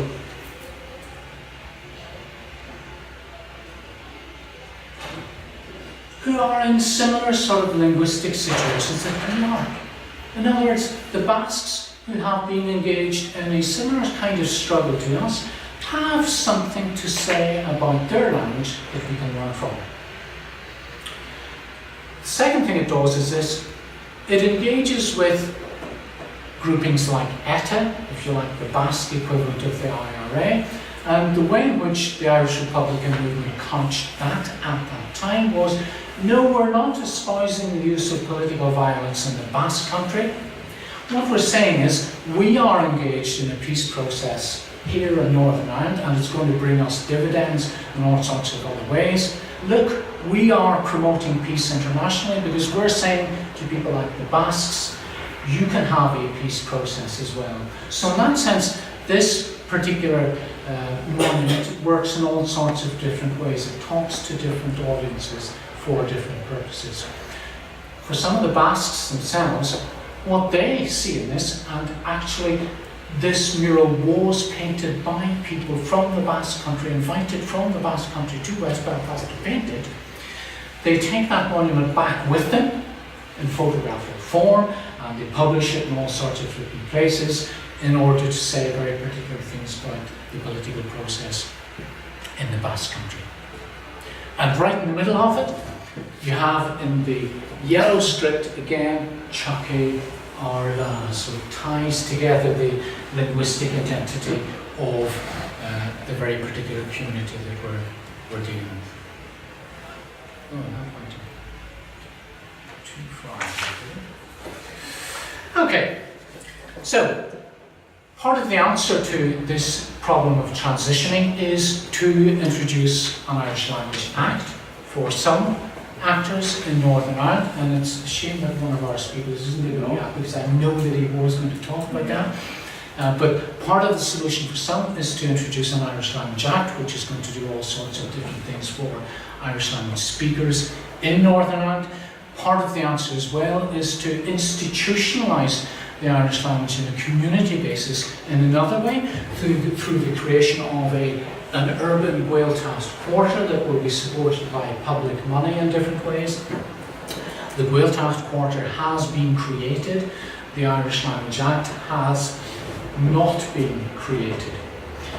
Why is that the case? Why was it easier to perhaps create the physical and financial infrastructure for the urban Gaeltacht and to not do something similar for an Irish Language Act?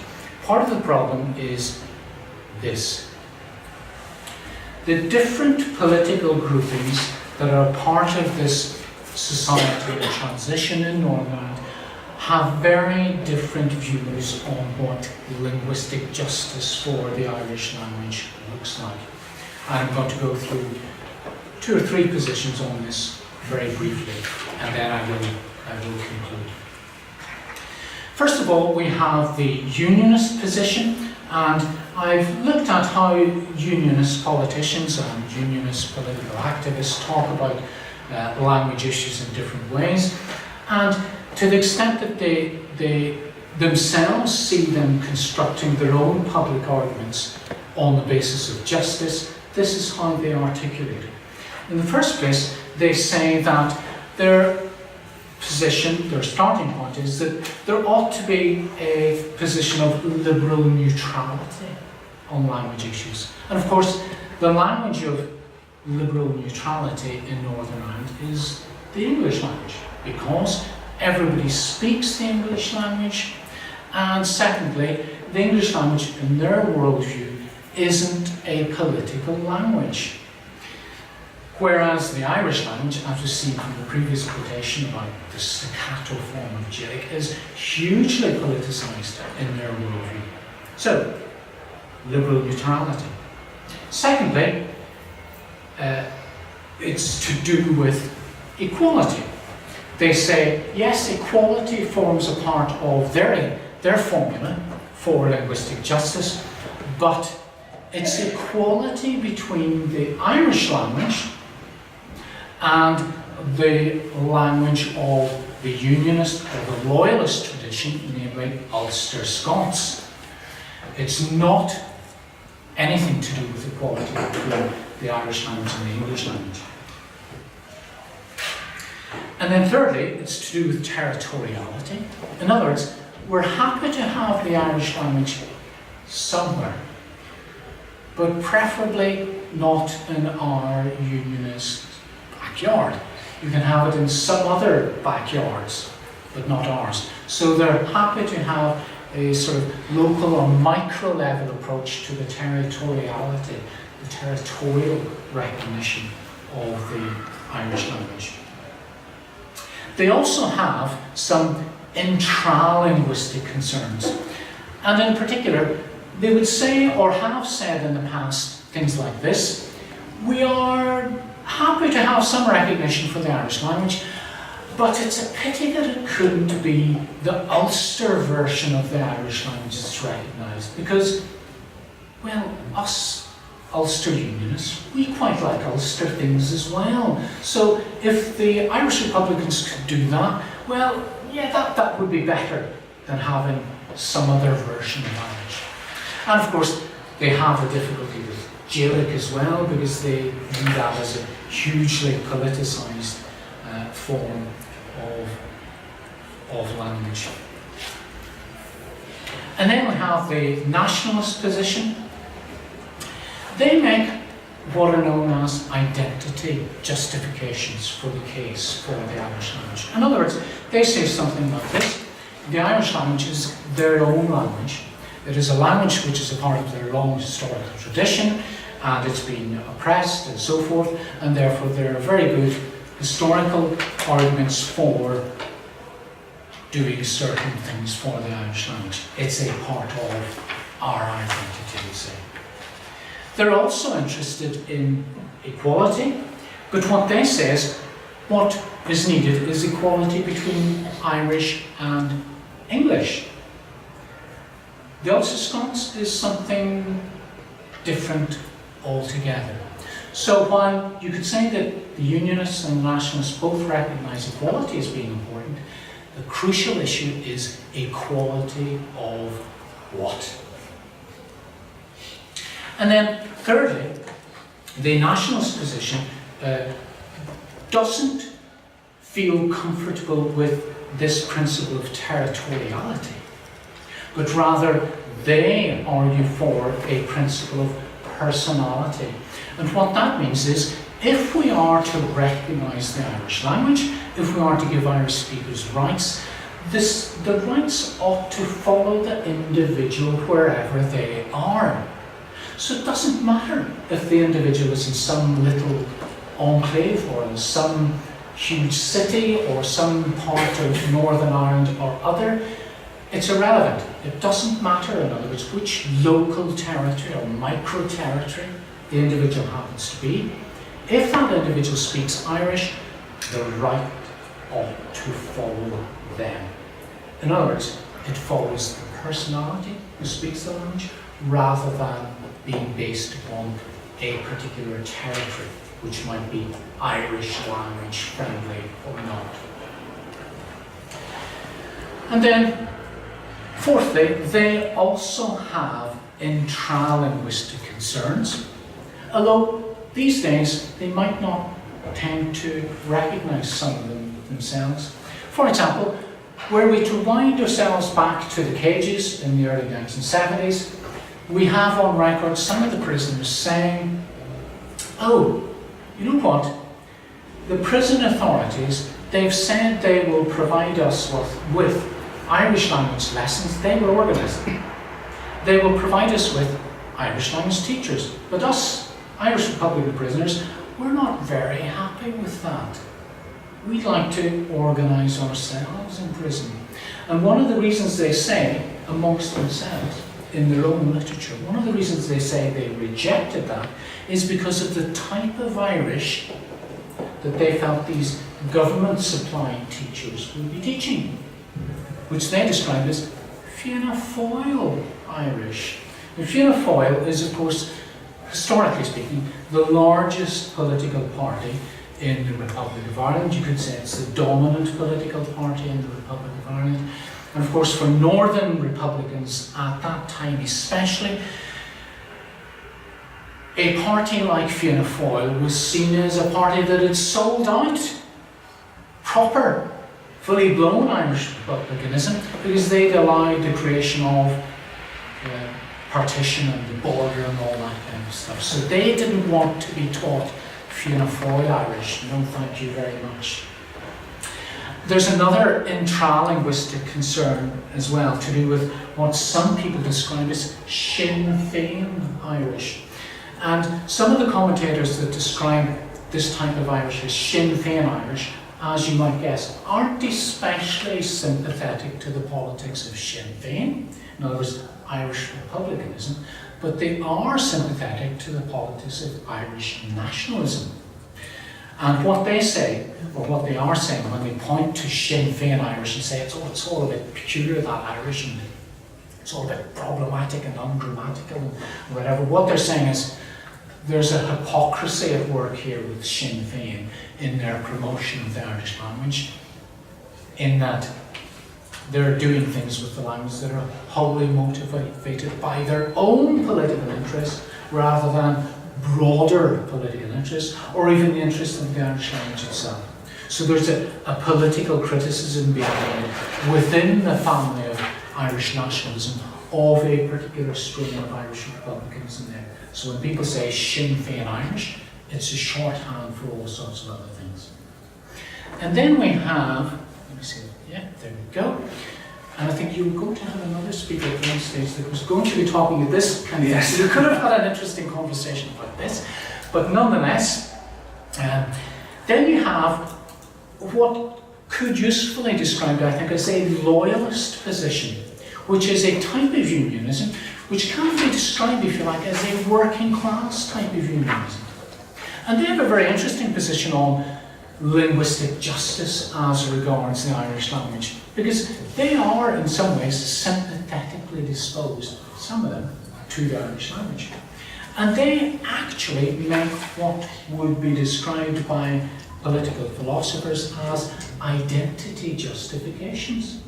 In other words, what they say is something like this: hold on, we are Irish too. We're British as well, and we are Ulster people, but we are also Irish. And in fact, people like the late Ian Paisley are also known to have made claims to his particular form of Irishness. So in that sense, it shouldn't surprise us to hear loyalists making that kind of identity justification claim for the Irish language as being something that's a particular part of their own identity. So they say the Irish language ought to be recognised because it's part of our identity as well.